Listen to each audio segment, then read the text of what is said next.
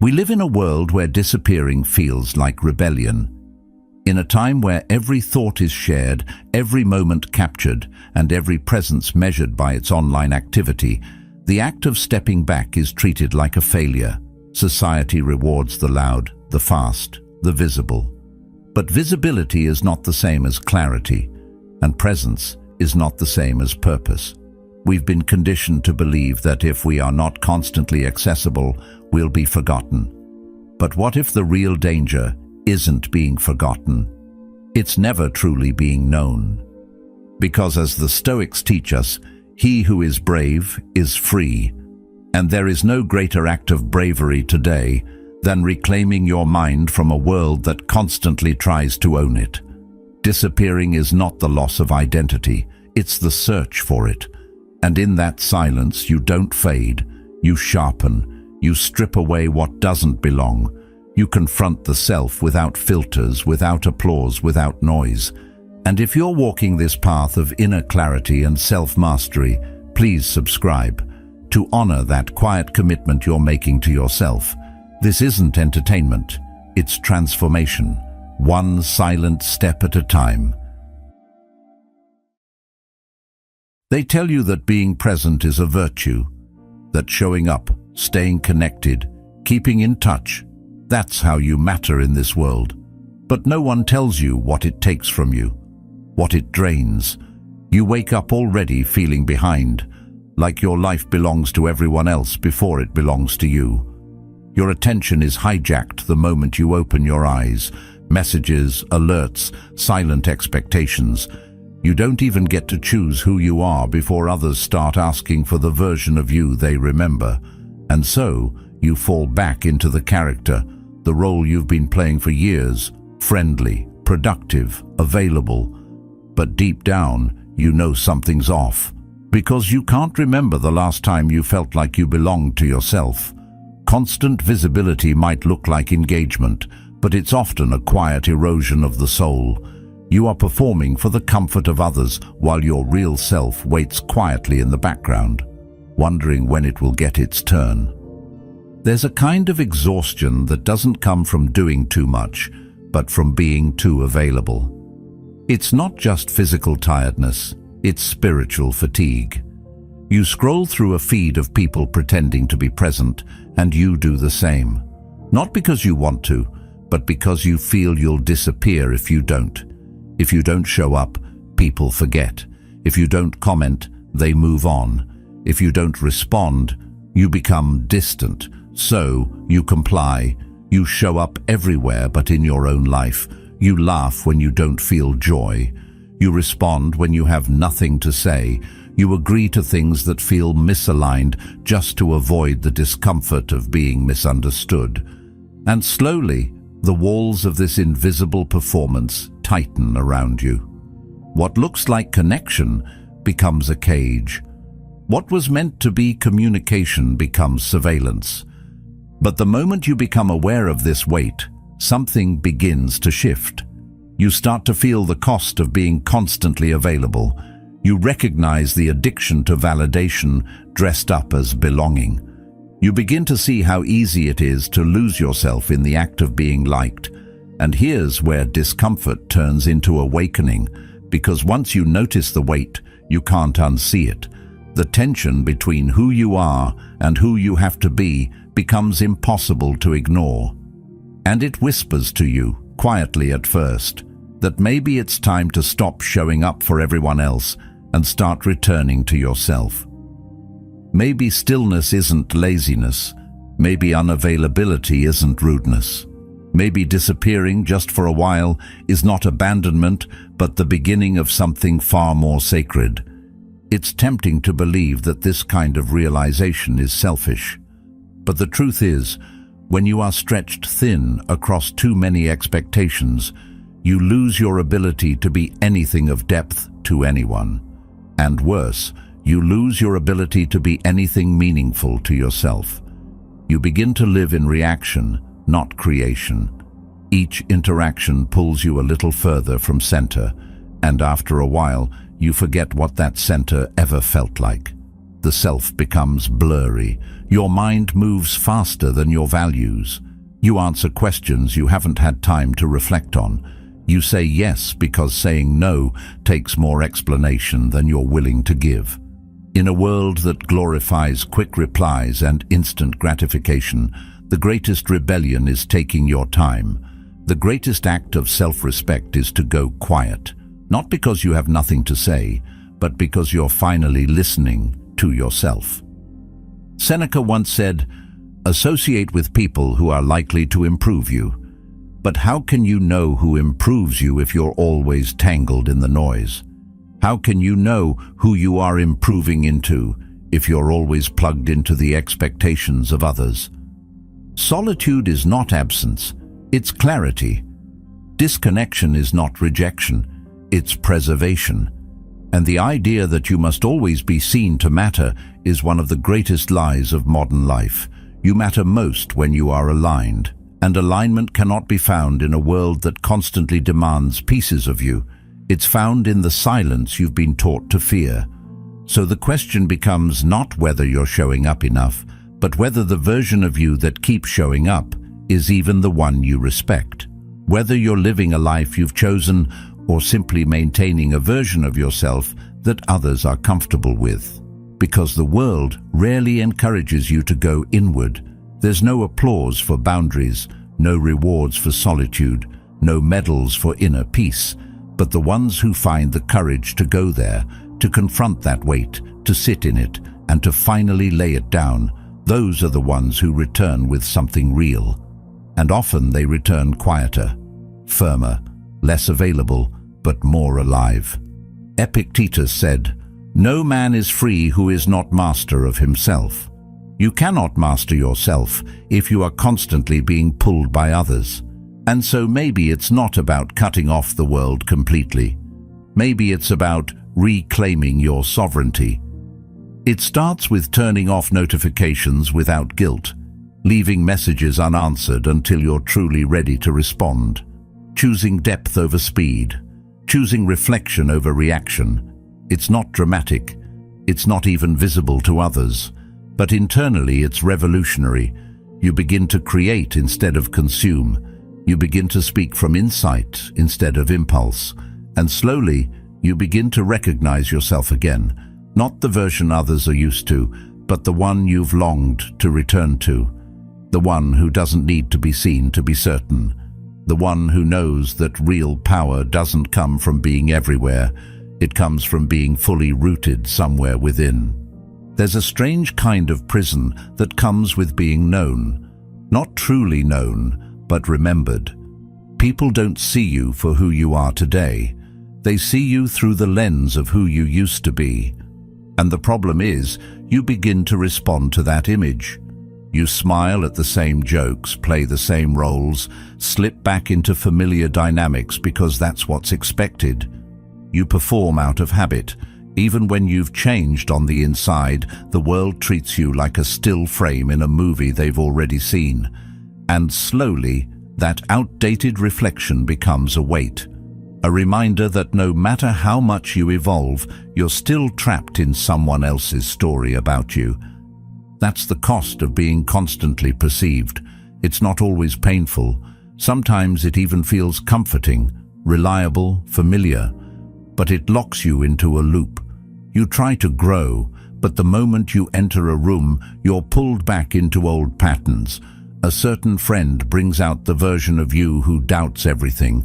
A sibling makes you feel like you're 10 years old again. A coworker jokes in a way that makes you second-guess your seriousness. It's subtle, but it's everywhere. These dynamics freeze you. They don't allow space for your transformation. And before long, you begin to wonder whether change is even possible if no one else is willing to acknowledge it.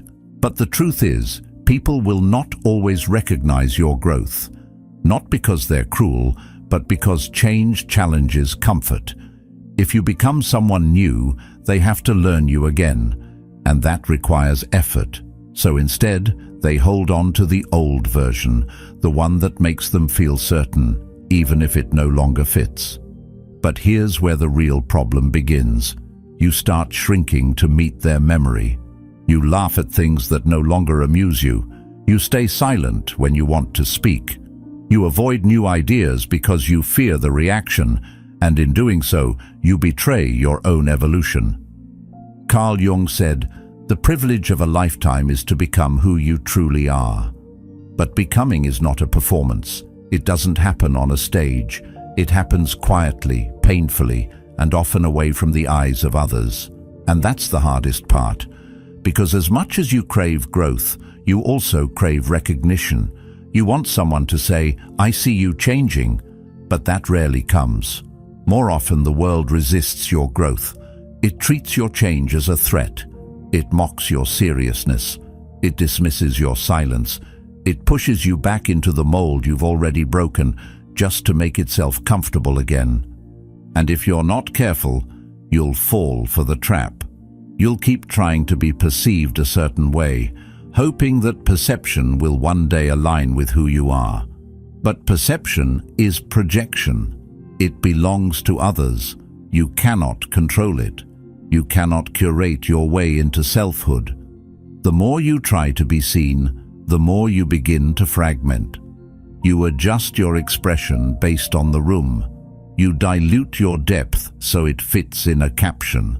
You water yourself down just enough to be palatable, but every time you do that, a part of you disappears. Not in the transformative way, but in the tragic way. That's why perception is so costly. It doesn't just distract you from your path, it demands that you abandon it. It trains you to perform for applause rather than pursue alignment. You become addicted to being understood, even if that understanding is outdated or incomplete. But if your identity depends on being recognized, then you are no longer free. You are beholden to a mirror that lies, and the more you look into it, the more distorted you become. Seneca once said, "It is the power of the mind to be unconquerable, but your mind cannot remain unconquered if it's constantly bent toward pleasing the audience." The worst part is, you'll start to gaslight yourself. You'll feel moments of clarity, flashes of who you're becoming, and then dismiss them. You'll convince yourself you're being too dramatic, that maybe you haven't changed that much, that maybe the world is right about who you are. This is how you lose yourself. Not all at once, but in increments, in half agreements, in nods and smiles and silence that slowly erodes your sense of direction. And one day, you'll wake up and wonder where that emerging version of you went, the one that felt sharper, more honest, more alive. It didn't vanish. It was buried beneath the weight of being seen too soon by people unwilling to look deeper. But here's the shift. When you start valuing your inner life more than your outer image, you begin to break free. You stop needing to be understood. You stop needing to be approved of. You stop playing the role that everyone else wrote for you. And in that quiet defiance, something remarkable happens. You begin to live for yourself, not in a selfish way, but in a sovereign way.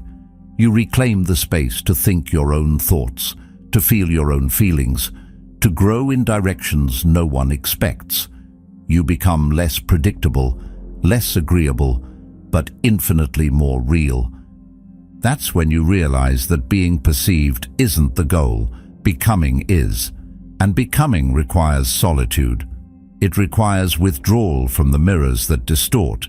It requires the patience to be unknown for a while, maybe even misunderstood. Epictetus wrote, "If you want to improve, be content to be thought foolish and stupid." That's the cost. That's the toll. To become your truest self, you may have to let go of being perceived accurately, or at all. And yes, it's lonely. Yes, it's uncomfortable. But eventually, the discomfort turns into peace. You no longer chase clarity from others. You generate it from within. And in that clarity, you find yourself again. Not the self that pleases, the self that pulses, that aches to grow, that dares to detach from the narrative and write a new one, quietly, unapologetically, completely. This is where the real transformation begins. Not when the world sees you differently, but when you no longer need it to, when you stop asking for permission to become, when you stop shrinking to be understood, when you disappear from the eyes that hold you back and reappear only when you're whole, because no one else gets to define the limit of your becoming, and no one else should carry the weight of your truth.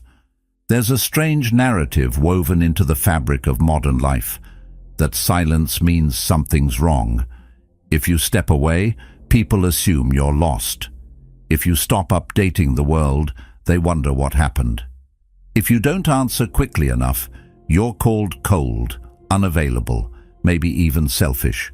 And so, we stay plugged in, visible, audible, constantly performing our stability, even when our minds are crumbling beneath the surface. But what if the story we've been told about silence is completely backwards? What if stepping away isn't weakness, but the first real act of strength? The fear of disappearing isn't really about vanishing. It's about no longer being validated, because for so long we've equated worth with presence. If you're seen, you matter. If you're heard, you're relevant. If you're active, you're okay. But this obsession with proof has made us afraid of our own solitude, and yet solitude is where every true transformation begins. There's a courage in going quiet that most people will never understand. Not because they're incapable, but because they're terrified of meeting themselves without an audience. When Carl Jung spoke of the conscious descent, he wasn't referring to escapism. He wasn't talking about quitting life or avoiding responsibilities.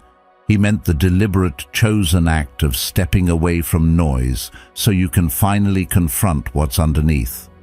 It's a descent, yes, but not into chaos. It's a descent into clarity, a peeling away of all the masks you've worn so well that you forgot what your real face looked like. You don't descend because you're weak.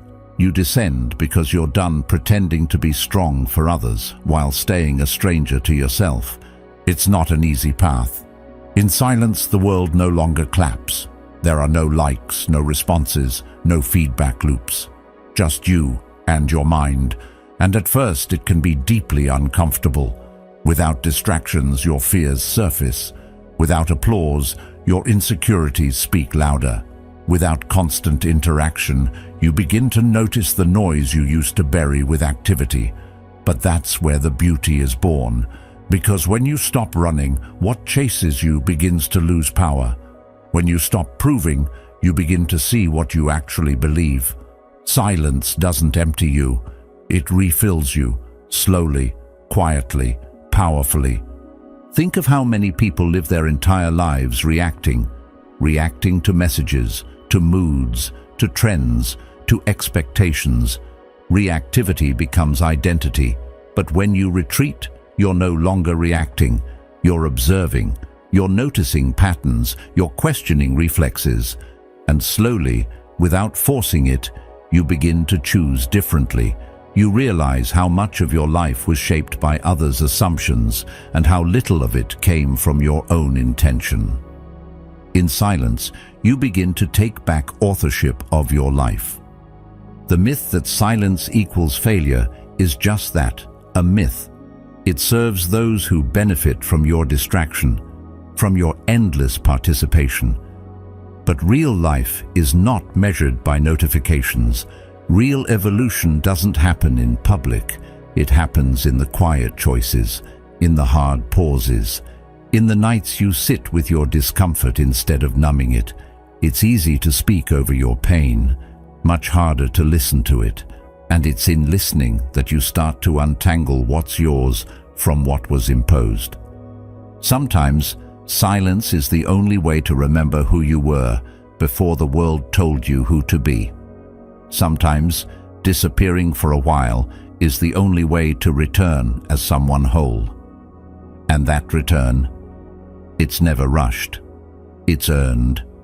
You don't emerge with fireworks. You emerge with clarity, with boundaries that were born in stillness, with values that were refined in solitude, with a kind of presence that doesn't need to announce itself. It simply moves differently. speaks less, sees more. Seneca said, "It is not that we have a short time to live, but that we waste much of it." And that wasting often happens in the endless noise we mistake for connection. We fill our days with everything but ourselves. And then we wonder why we feel so distant from our own lives. Silence isn't about doing nothing, it's about doing something sacred, rebuilding your inner world, one slow breath at a time, one clear thought at a time, one brave moment of not needing to be seen. This is not cowardice. It is power, the kind of power that doesn't demand attention because it's anchored, the kind that doesn't chase because it knows its own gravity.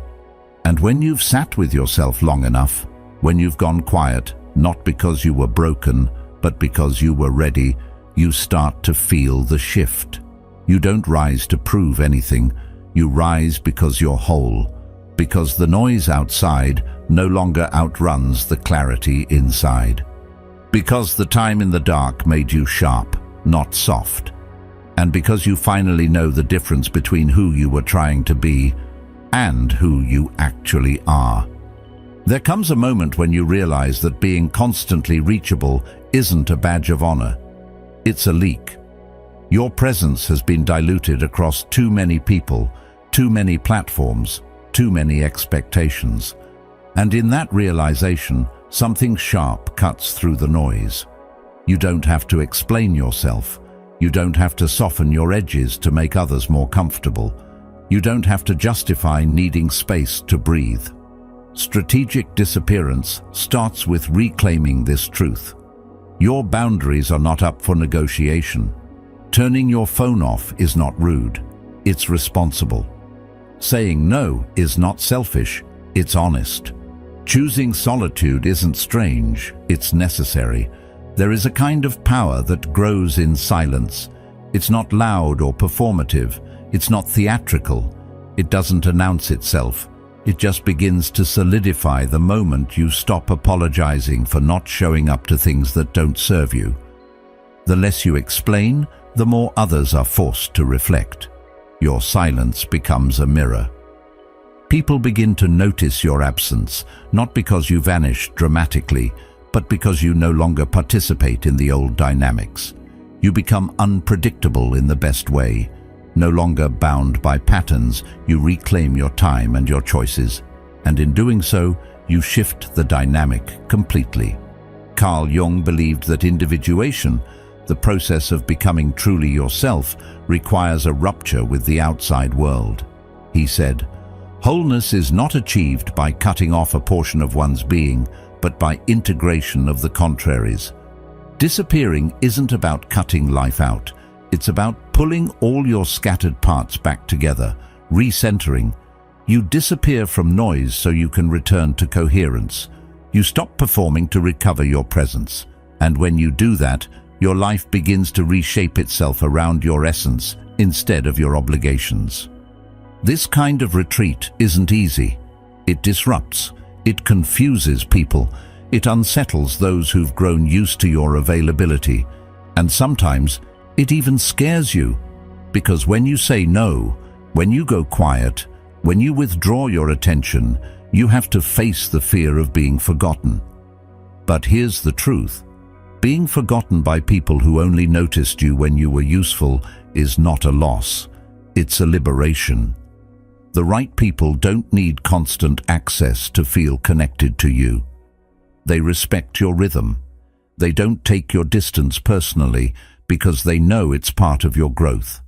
As you begin to disappear with purpose, you stop reacting to life and start designing it. You make choices instead of being pulled in all directions. You choose who has access to your time, your thoughts, your energy. Not out of arrogance, but out of alignment. You stop explaining your schedule. You stop validating your silence. And in that space, something powerful happens. Your life begins to speak for you. Your absence creates curiosity. Your quiet becomes substance. You're no longer proving your worth through constant output. You've already proven it by existing on your own terms. Disappearance, when done with strategy, is not an escape from reality. It's an elevation above it. You see things more clearly. You notice patterns you were too distracted to recognize before. You witness the pull of old habits and, for the first time, choose not to answer them. You become deliberate. Every yes is conscious. Every interaction is intentional. You don't disappear to disconnect. You disappear to reconnect more truthfully, to tune out the noise so you can hear your own signal again. This process doesn't come with applause. There are no badges for going quiet. No one congratulates you for walking away from the chaos. But in the silence, something far more valuable emerges. Peace. Not the fragile kind that breaks under pressure, but the kind that's built from deep internal agreement. When your outer life finally matches your inner values, the tension stops. The constant push and pull fades. And that stillness you were once afraid of becomes the very foundation of your strength. Epictetus once said, "Freedom is the only worthy goal in life. It is won by disregarding things that lie beyond our control." Strategic disappearance is exactly that. A quiet refusal to participate in what no longer fits.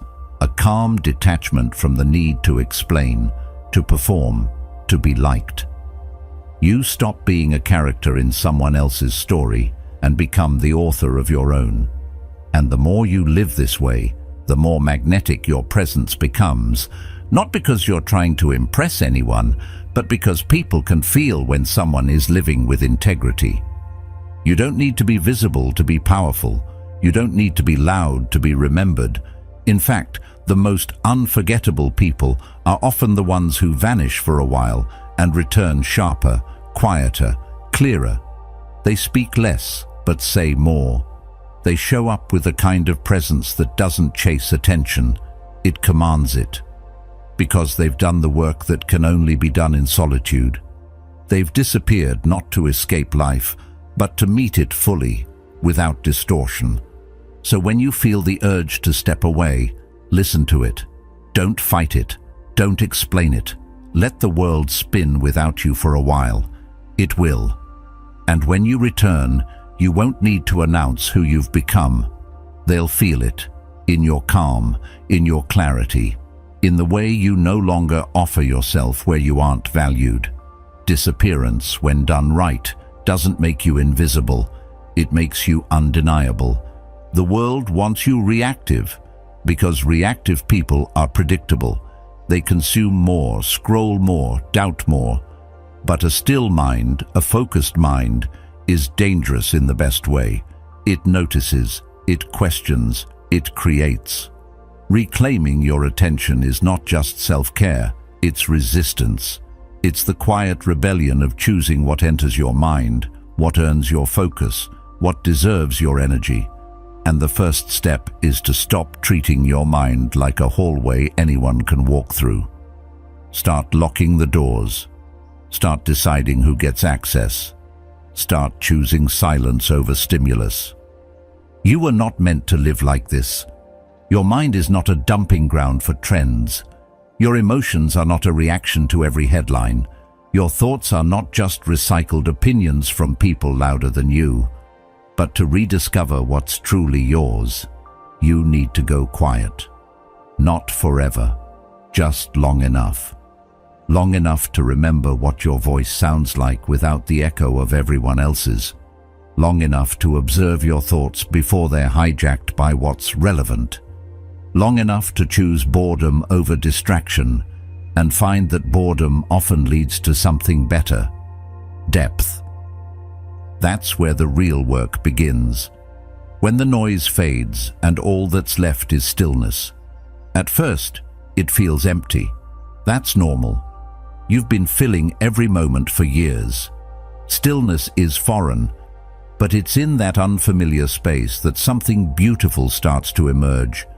Your own curiosity, your own questions, your own desire to build, to shape, to write, to make, to reflect.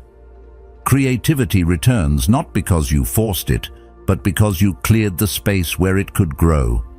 You go from consumer to creator, from reflex to intention, from follower to thinker. And no, it's not glamorous. No one sees the effort it takes to sit in silence instead of reaching for your phone. No one applauds you for reading instead of scrolling. There's no viral moment in the discipline of daily self-mastery, but over time, the difference becomes undeniable. Your conversations deepen, your focus sharpens, your presence strengthens. You stop drifting through life and begin anchoring in each moment, not because you've removed every distraction, but because you've chosen not to give them your mind on demand. This doesn't mean you reject the world. It means you stop letting it dictate your thoughts. You become the editor of your inner life. You learn what to cut, what to keep, and what to let pass without reaction. You recognize the difference between noise and knowledge, between being informed and being overloaded, between staying updated and staying disturbed.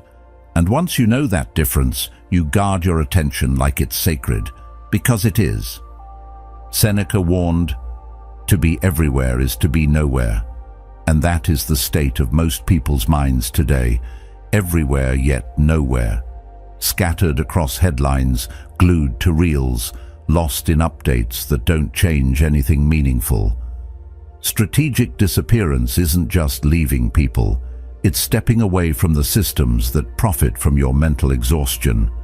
It's slowing down your mind enough to hear what's underneath the buzz, to confront what you've avoided, to notice what actually matters.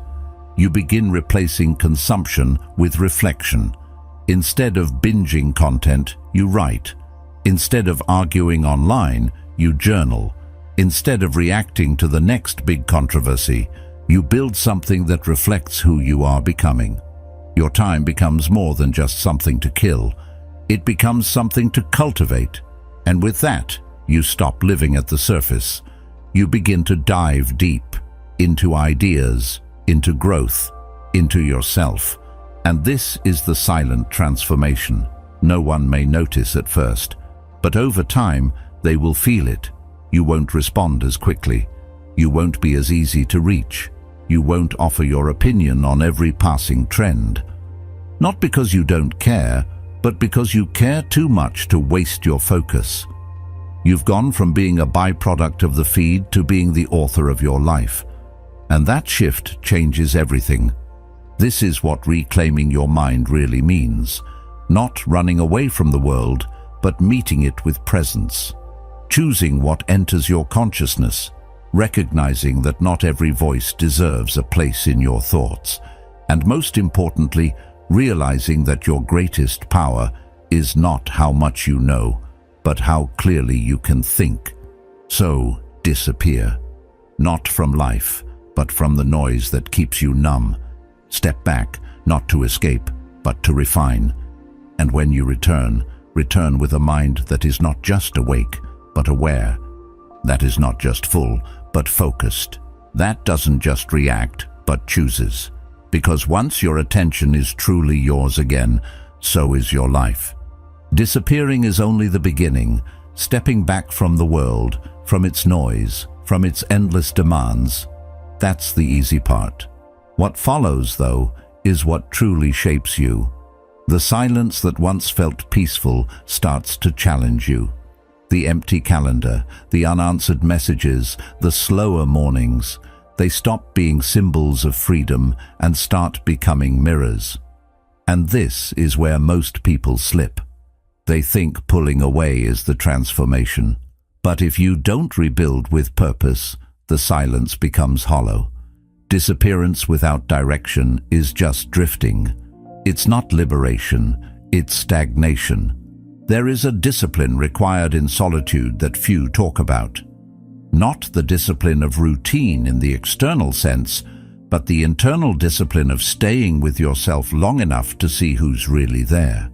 The impulse will be to fill the time, to replace external chaos with internal busyness. But reconstruction isn't about staying busy. It's about staying deliberate. It's about learning how to choose again. Not react, not fall back into habits, but to build slowly, one conscious piece at a time. This is where you separate yourself from the person you used to be, not through grand gestures, but through consistent, private acts of realignment. When Carl Jung stepped away from the world and retreated to Bollingen Tower, he wasn't escaping. He was creating, stone by stone, journal entry by journal entry, walk by quiet walk. He built an environment that mirrored the psyche he was trying to understand.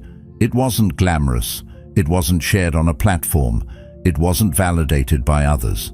And that's exactly what made it powerful, because growth that doesn't need to be seen is growth that lasts.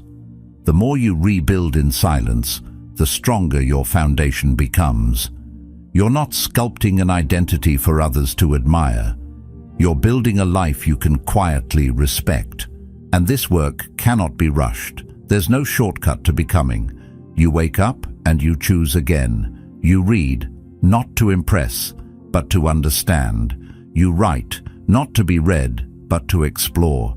You walk without headphones, letting nature recalibrate the nervous system that's been overstimulated for years. You create routines, not to feel productive, but to feel grounded. These acts seem small, they're quiet, easy to overlook, but they carry weight. They're acts of devotion to a future self you haven't fully met yet. You begin to sense it. A shift in your breath, a firmness in your boundaries, a clarity in your intentions, and while the world remains loud, you no longer need its volume to feel alive. It's tempting to document the process, to prove that you're changing, to share the books you're reading, the thoughts you're having, the breakthroughs you've found. But something in you starts to resist that urge, because you realize that the most sacred things lose their power when exposed too soon. Some things are meant to incubate, to remain unspoken until they've matured into something solid. There's a dignity in privacy, a wisdom in keeping your evolution to yourself until it no longer needs defending. Plato once wrote, "The first and greatest victory is to conquer yourself, and that victory is often silent." There will be days when nothing feels different, when the silence feels pointless, when your thoughts feel repetitive. But this is part of the reconstruction. The mind is shedding old layers. The body is detoxing from urgency. The soul is learning how to move without applause. You're not failing, you're recalibrating. And if you stay long enough in this in-between space, something begins to click. You no longer crave constant stimulation. You no longer check your phone out of boredom. You stop comparing, stop explaining, stop proving. You simply live. And in that quiet living, something remarkable begins to take root. Integrity. Your life becomes a reflection of your values, not your impulses. You start making choices that make sense to you, even if they confuse others. You're not rejecting people, you're just refusing to abandon yourself again. That's the difference between disappearing to escape and disappearing to evolve. One runs from discomfort, the other walks into it and builds a fire there. A place to stay, a place to work, a place to grow without the pressure of performance. And this is the sacred ground of reconstruction, where nothing is wasted and everything begins again with intention. You'll find that your new routines aren't rigid. They're alive. They flex with your energy. They evolve with your clarity. You don't follow them to feel worthy. You follow them to stay aligned.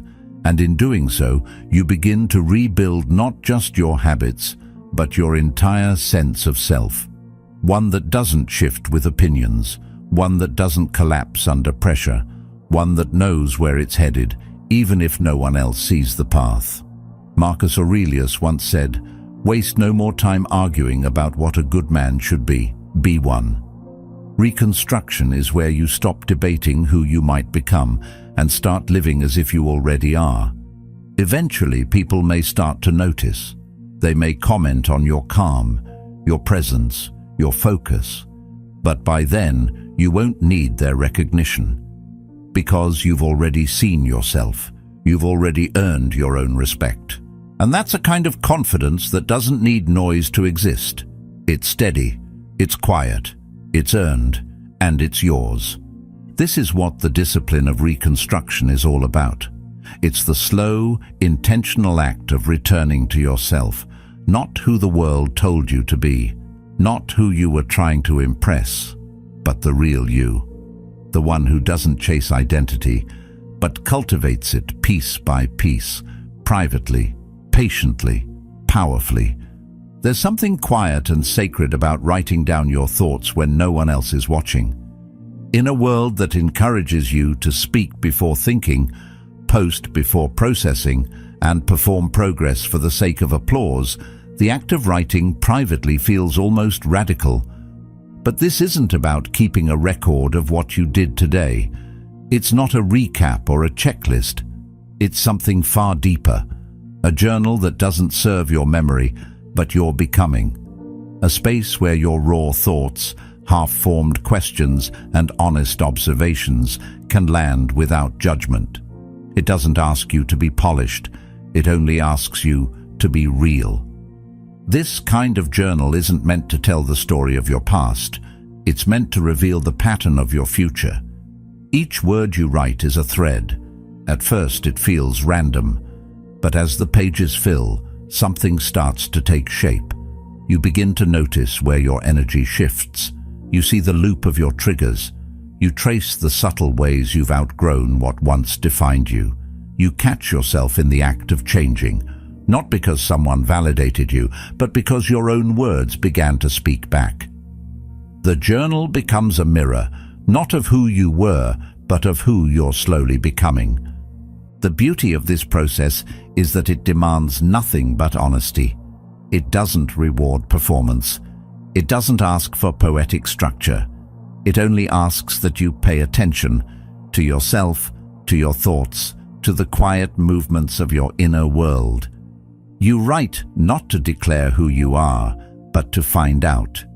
Carl Jung understood the importance of this internal reflection when he said, "Until you make the unconscious conscious, it will direct your life and you will call it fate."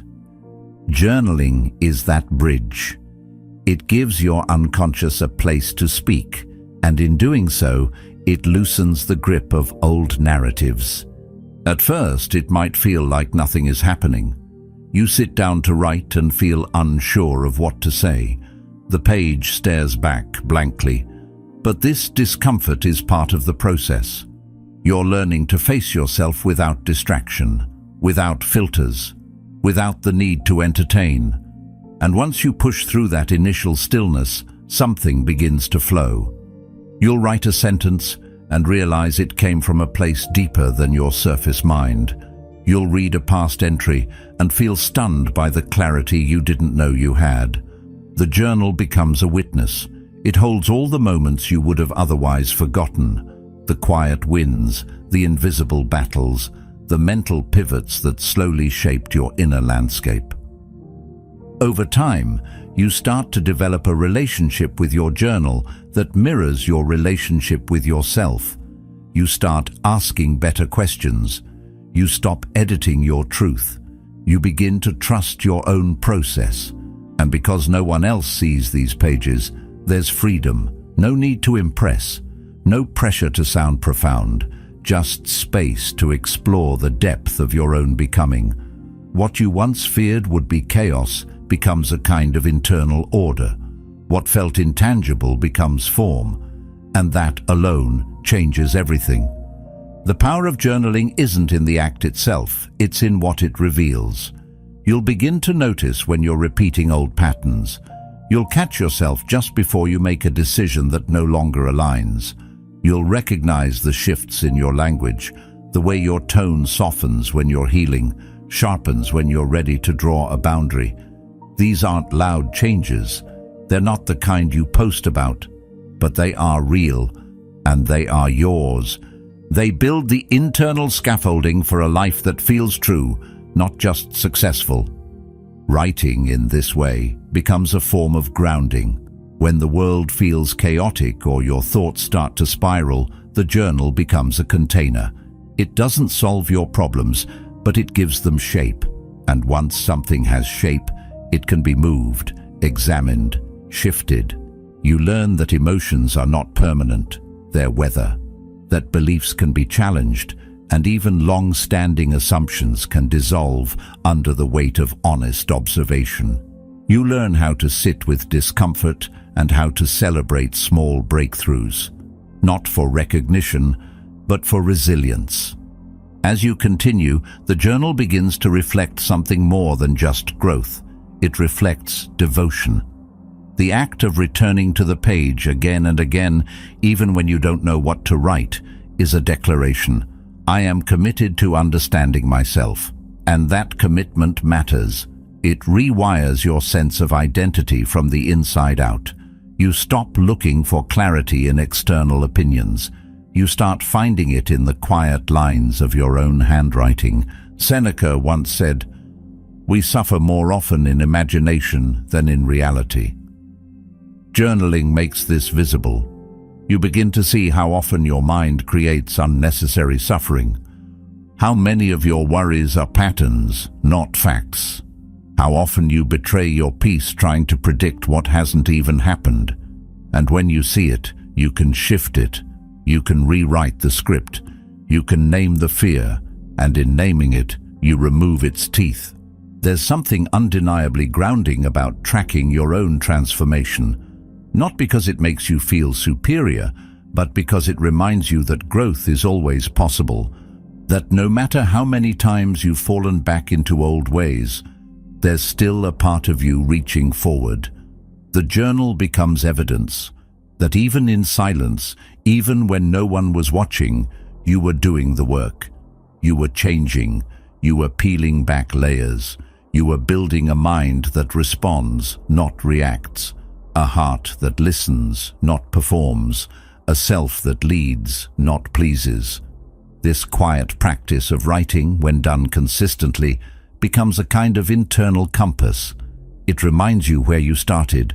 It reveals how far you've come. And most importantly, it shows you that nothing is static, that even the parts of you that once felt stuck were never fixed. They were just waiting for your attention, waiting for your willingness to look at them clearly, without shame, without rush, without resistance. You don't need perfect words. You don't need answers. You only need presence. A few minutes each day, a small ritual of return. And slowly, page by page, something in you begins to solidify. Not in rigidity, but in truth. Not in ego, but in essence. And when that essence begins to rise to the surface, it changes how you show up in the world. Not louder, not brighter, but more anchored, more sure, more whole. And that is the kind of transformation no one can take from you, because it was built, word by word, in the dark, where all real things begin. There's a moment that comes, quietly and without ceremony, when you realize it's time to return, not because the world has called you back, not because anyone asked, but because something within you has settled. Something that used to chase no longer runs. Something that used to tremble now stands still. You're not stepping back into the world to be seen. You're stepping in because you no longer need to hide. And what meets you isn't recognition, it's confusion. People look at you and something's different. They can't quite place it. You're familiar, but not the same. And that's not an accident. That's the point. You didn't just disappear, you evolved. While others were busy keeping pace with the noise, you slowed down. You paid attention to the things they kept avoiding. You felt everything you were told to suppress. You questioned what most people take for granted, and in doing so, you rewired the way you exist. There's no announcement for this kind of return, no dramatic transformation montage. It happens so gradually, so honestly, that by the time you emerge, you barely resemble the person who walked away. You've shed expectations like dead skin. The roles that once defined you now feel like old clothes you forgot you ever wore. The silence shaped you. It carved space inside your thoughts. It cleared the emotional clutter. It stripped away the parts of you that existed just to be liked. And now that you're back, the things that once made you feel seen no longer interest you.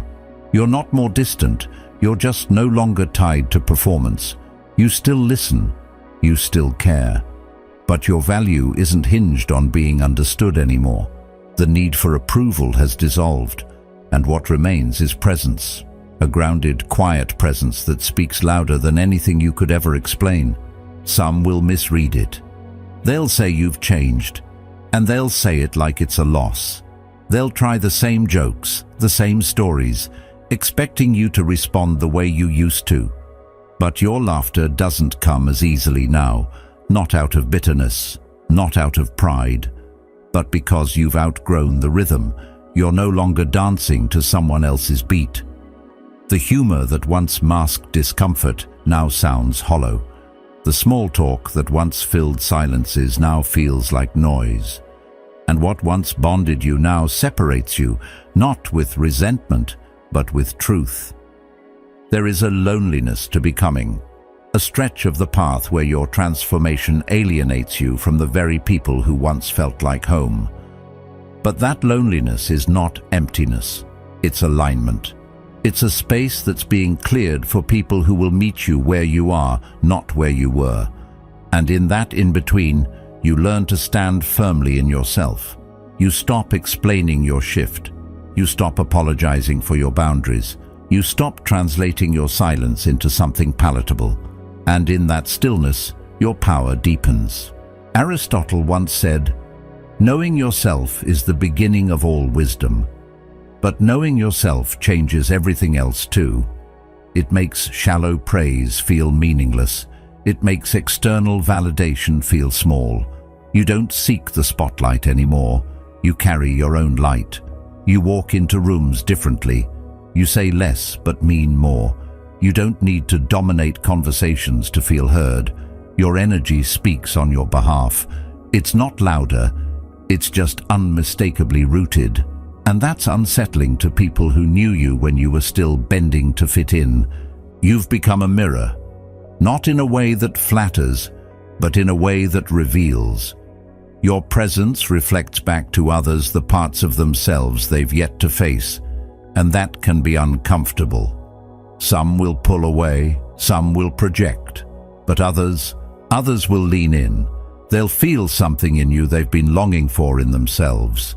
Stillness, sincerity, freedom from pretense. And it won't be your words that move them. It'll be your being, the quiet way you take up space without shrinking, the way you say no without flinching, the way your eyes don't scan for approval, they rest, unbothered, already full. What you've built inside can't be seen, but it can be felt. The hours of reflection, the pages of journaling, the moments of breakdown that became breakthroughs, those don't translate into small talk, but they radiate in your tone, in your timing, in your ability to remain still when others would panic. That kind of transformation doesn't need to explain itself. It just walks into a room and shifts the atmosphere. People might not understand it. They don't have to, because the return wasn't for them. It was for you. This isn't the part where you go back to how things were. This is where you carry your inner world with you into the outer one. Quietly, intentionally, without needing to prove or perform. You're not here to convince anyone that you've changed. You're here to live in a way that proves you no longer need convincing. Carl Jung once said, "I am not what happened to me, I am what I choose to become." And that choice is no longer reactive. It's sovereign. It's steady. It doesn't beg to be seen. It chooses when and where to be visible.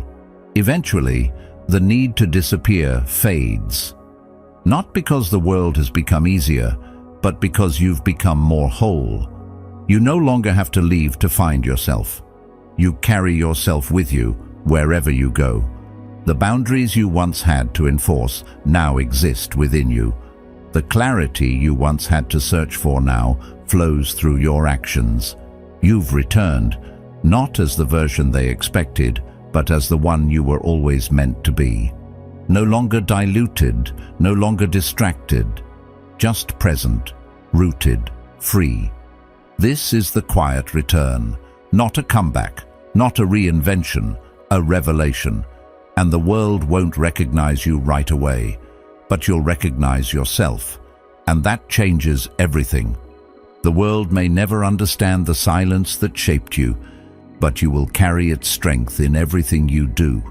You didn't just return, you rose, clearer, quieter, unshakable. Watch the next video to continue your journey inward, and thank you for being a part of Stoic Journal.